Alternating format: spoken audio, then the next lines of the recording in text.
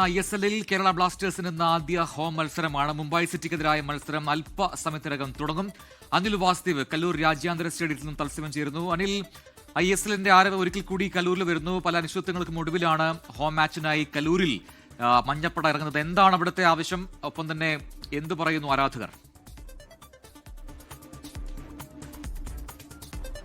ഈ പറഞ്ഞ പോലെ തന്നെ നീണ്ട അനിശ്ചിതത്വം ആദ്യം ഇന്ത്യൻ ഫുട്ബോളിൽ ISL നടക്കുമോ എന്ന കാര്യത്തിൽ വലിയ സംശയങ്ങൾ. പിന്നെ ഇന്നലെ GCDയുമായുള്ള തർക്കത്തെ തുടർന്ന് ഇവിടെ കലൂരിൽ മത്സരം നടക്കുമോ എന്നുള്ള വലിയ ആകാംക്ഷ, അല്ലെങ്കിൽ അത്ര വലിയ അനിശ്ചിതത്വങ്ങൾ. അതിനൊക്കെ തന്നെ ശേഷം ഇപ്പോൾ മത്സരം അങ്ങനെ തുടങ്ങാൻ പോവുകയാണ്. 7:30-ാണ് മുംബൈ സിറ്റിക്കെതിരായ കേരള ബ്ലാസ്റ്റേഴ്സിന്റെ ആദ്യ ഹോം മത്സരം. ആരാധകർ വലിയ ആവേശത്തിലാണ്. പ്രത്യേകിച്ച് ദീർഘനാളിന് ശേഷം വീണ്ടും മത്സരം നടക്കുന്നതിന്റെ വലിയ ആവേശമുണ്ട്.